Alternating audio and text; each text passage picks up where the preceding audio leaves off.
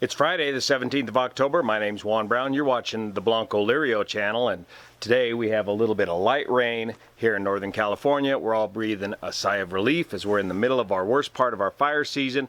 This gives us a little break, and hopefully this gives us a break from the PG&E power outages as long as the winds don't pick up from the north or northeast after this storm passes through. So we're packing up the Blancolirio mobile command post to head over the hill to Dead Cow Playa for the High Sierra Fly-In 2019 this weekend. Get some more guys qualified for Stoll Drag Racing at Reno next year. But when a YouTube channel like Cody's channel, Wranglerstar on YouTube with over 1.2 million subscribers says, hey, go check out the Blancolirio channel, you gotta respond, because boy, Cody, did that work. The subscriptions here on the Blancolirio channel, we've just crossed over 100,000 subscribers, but it's been about a steady 100 subscribers per day. When Wranglerstar says go check out Blancolirio, and this is on his topic about why California is burning with the PG&E power outages and all, those number of subscribers, boom, shot up to over 4,000 new subscribers overnight. So I want to take this opportunity to reintroduce myself, reintroduce the channel, and hit some of the highlights that Cody's talking about, basic self-reliance in the situation where you have no power, and talk a little bit more about some of the underlying reasons for the PG&E power outages. And welcome all the new subscribers to the Blancolirio channel.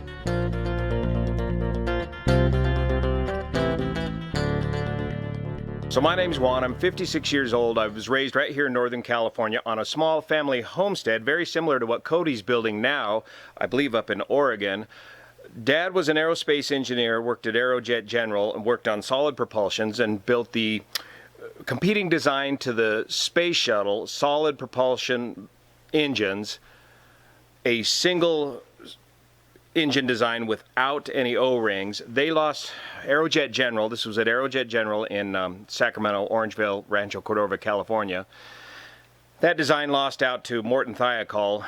That design included the infamous O-rings, and years later the Space Shuttle Challenger disaster happened. Anyways, Dad gave up early on his aerospace career and moved up here to the Grass Valley area to become a gentleman farmer, as he was disillusioned with the corporate performance there at Aerojet and the winning of an inferior design over the Aerojet General design. And then years later he saw the results of that. Well, I'm not sure if he even lived to see the results of that, because Dad succumbed to prostate cancer at about the same age that I am now. He got it at the same age that I am now, and he passed away in his early 60s. Now I'm currently dealing a little bit with prostate cancer, well, quite a bit with prostate cancer myself, but it looks like I'm on the mend and should be back on the line soon. More on that in a second. Back to the family homestead. Mom was a freelance writer, and that's where I get all these ideas to run this channel the way I do. So they were some of the most interesting people in the world, and they're long gone by now. Growing up on the family homestead, not too many miles from here, but that was kind of a little bit of a secluded, isolated environment growing up in, and right overhead of the family homestead was the downwind pattern entry for the local airport. Airplanes constantly flying over. Dad got us hooked on airplanes at a very young age with model airplanes. Pretty soon I was pedaling my bike up to the airport to see what was going on. I got into aviation, been there ever since. Bought my first airplane at 15 years old, bought and sold a whole bunch of airplanes ever since.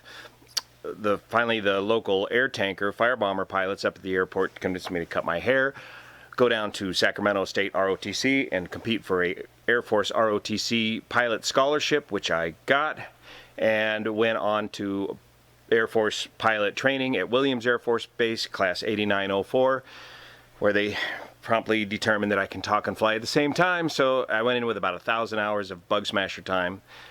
So they made me a instructor pilot in the T-37. I was able to do a prisoner swap on that assignment, swap out Willie for Mather Air Force Base, and completed the unheard of Northern California tour T-37s at Mather, and then C-141s at Travis Air Force Base. Got out of the active duty Air Force at that time, tried to get on with the reserves at Travis, but was unable because the 141 was going out of business, wing structural failure, of all things, and started applying for the airlines. Got on with the Nevada Air National Guard, flying C-130s, did about 4 years of that, and in the meantime got on with the U.S. Forest Service, flying lead planes, or getting trained up to fly lead planes for the Forest Service as the lead plane pilot that leads the tanker in on the drops. That only lasted a year before the airlines called, and I was out of there. So the common connection, Cody, that we have here is with your wildland firefighting and me being a lead plane pilot trainee. And what I want to say to that point is that some of the best lead plane pilots that are out there today are those that came up from boots on the ground wildland firefighters. Those guys understand fire the best, and then they go learn to fly the plane and then use the airplane as a tool to lead the tankers in on the drops. The problem with hiring guys like me out of the military is that we're tempted very easily to just jump to the next better deal like the airlines, and so we do, and creates too much of a revolving door there for the lead plane program. So wildland firefighters make the best lead plane pilots. This is what lead planes do: lead the tankers in on the drop, on the fires, in the mountains, low and slow. Aerial firefighting is a subject very near and dear to my heart and is covered frequently on this channel. So I got on with that major airline some 20 years ago. Went through the whole lost decade of 9/11 and bankruptcies and that sort of thing, remained in the right seat this whole career. And I'm now at a seniority level where I can decide to go left seat narrow body or right seat wide body. I chose to go with the quality of life associated with the wide body FO position, flying primarily LA, Hong Kong, LA, London routes. The wide body quality of life gives me more time off and almost the same amount of money as the narrow body captain. So now a little history on this channel. This just started out as a fun thing. The name Blancolirio comes from my wife, Jenny. She's dropping the kids off right now. Jenny is from Spain. It's her channel that I co-opted. She needed a name for the channel real quick, so she just dreamed up the name Blancolirio one night with her background from Spain, and the rest, as they say, is history. It's too late for me to change it, and it's a unique name, and it's well known now, so I'm sticking with it.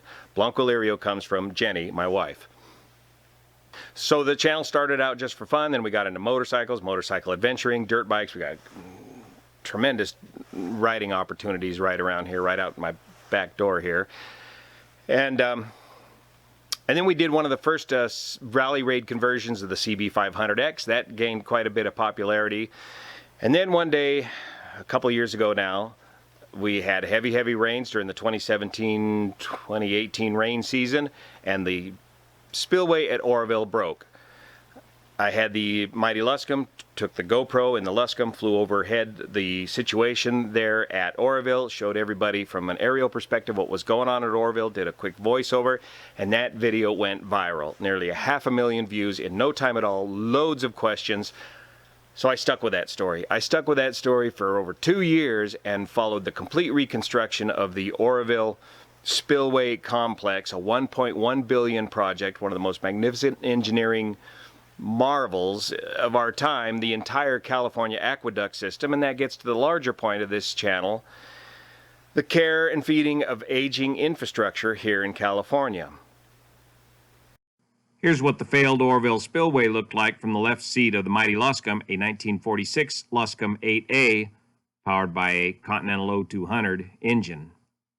By the way, things over at Oroville look great. The water level is at 792 feet. They've had a great summer with plenty of water for recreational activities. They've got the boat ramp, most of the main boat ramp mostly reopened. It's reopened on the weekends for sure. The Department of Water Resources, I think through a lawsuit, is going to pony up to rebuild the roads there in Butte County, $12 million worth of road damage. Department of Water Resources is going to pony up to fix the roads. Those roads got hammered during the disaster and during the reconstruction. So at 792 feet, that's over 100 feet of storage space. We're looking for forward to hopefully another good rain storage year where they can fill that reservoir right back up to 900 feet. They've got a new water storage plan for this year. With the spillway up and running, they'll be able to fill up the spillway and use the spillway as needed to provide a full reservoir of water if we get the rain that we need to fill up the reservoir. Correction, fill up the reservoir and use the spillway as needed. It's back to ops normal at Oroville. During the whole Oroville event, people were very interested in the mighty Luscombe and the airplane. Then they found out I was an airline pilot and they wanted to know more about that. And I kind of avoided it because it was too much like work for me to start talking about my job. But now that I'm temporarily sidelined while I've gone through the prostate cancer treatments, I picked up the ball more on aviation. And now we're hitting hard. Aviation accidents, aviation incidents, and the entire Boeing 737 saga. We've got over, 18 videos on the whole thing right now, and we're going to continue to follow that story till its logical conclusion with just the facts. And there's such a huge demand for reporting like this that is just the facts without a bunch of bias or speculation, and that's simply the way we roll here on the Blancolirio channel. Just the facts, ma'am, just the facts. Okay, now get my notes. Stand by.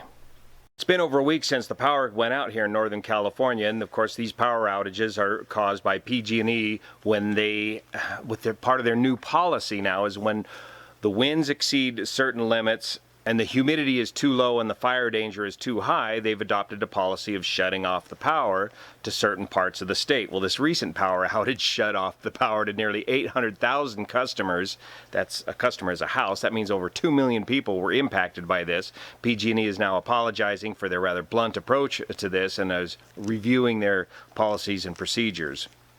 So to Cody's point, if you want to get through these power outages comfortably, you got to have some fundamental self-reliance. And here at the Blancolirio headquarters, we found that was pretty simple. All you really need is a small generator and some gas.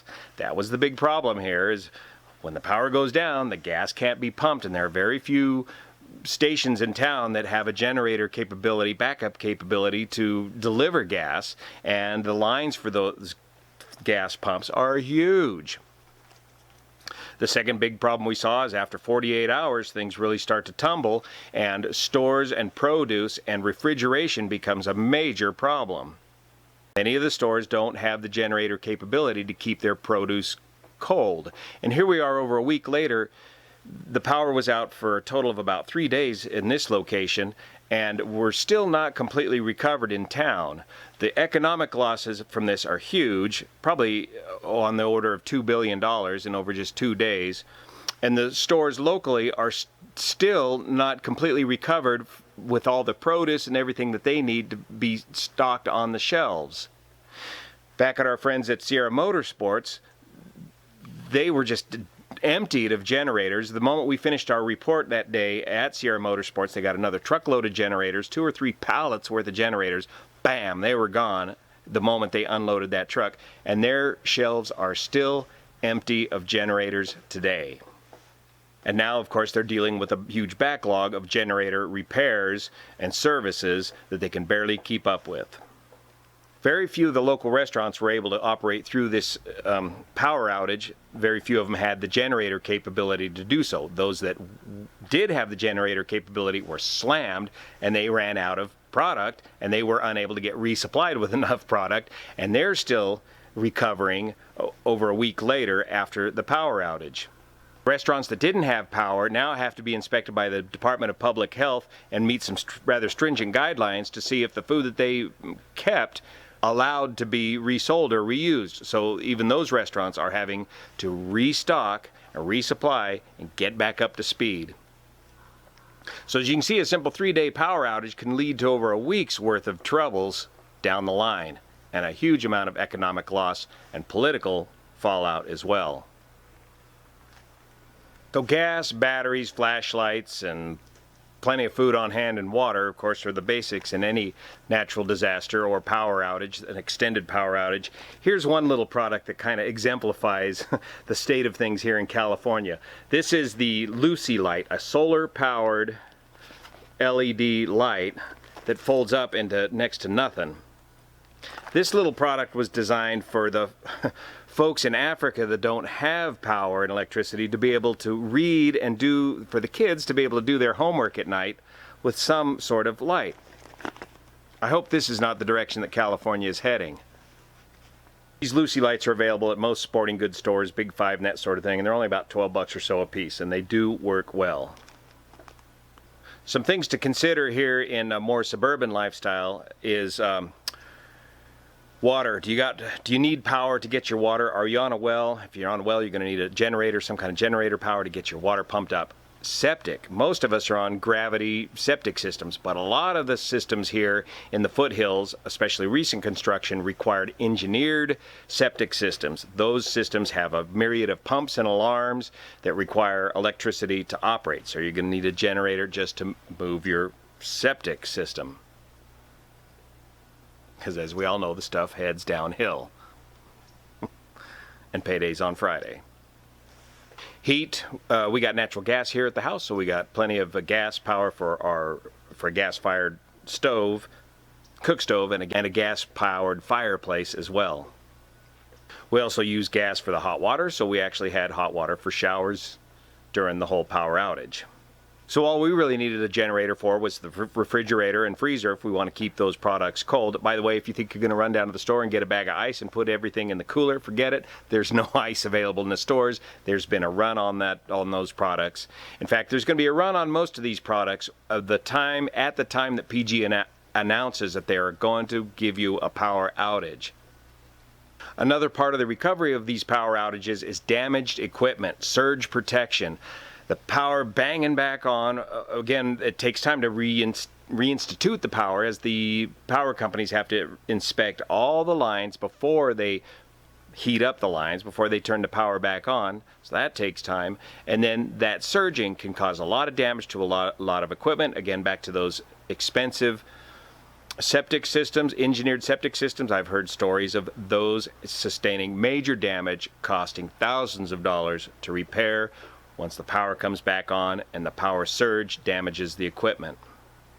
So the overall economic effect of all this, as quoted about $2 billion, is still not completely known right now. What's the long-term effects?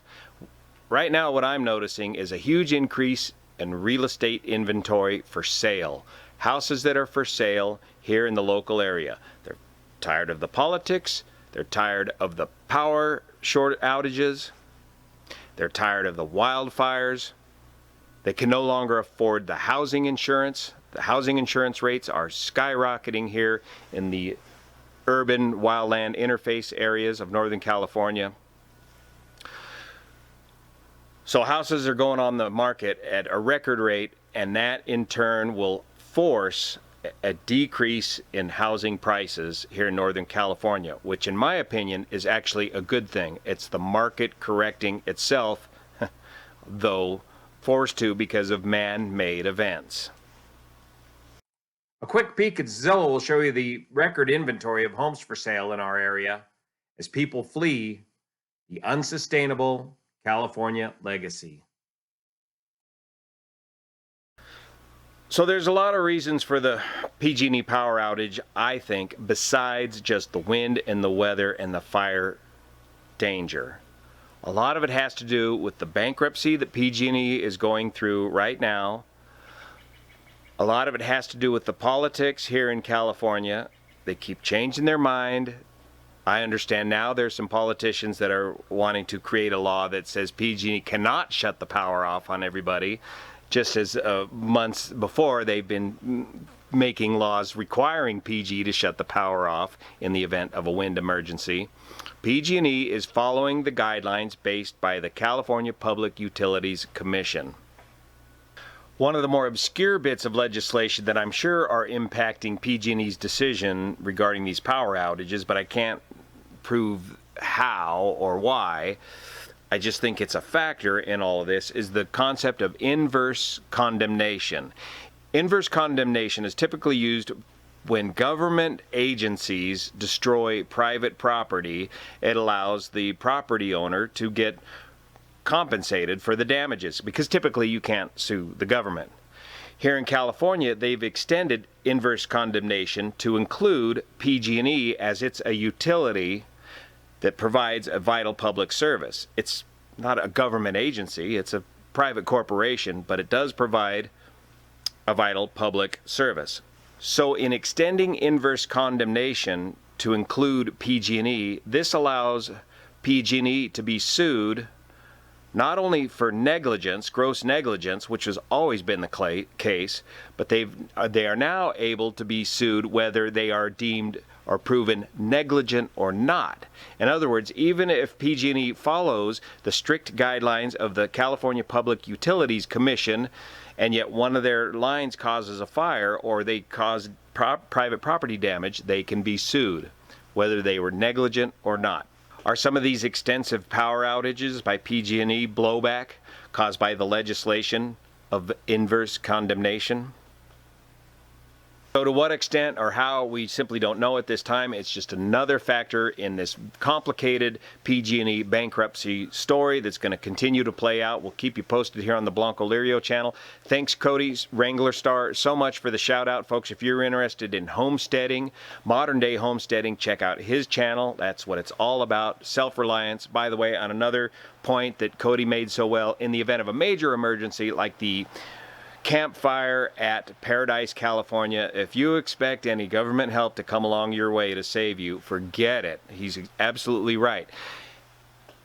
In emergencies that dire, everybody, including first responders, are simply running for their lives. They're doing some basic triage with what they can do, but they are extremely hampered, and the long, slow government process of getting back up on your feet is excruciatingly slow and a painful process.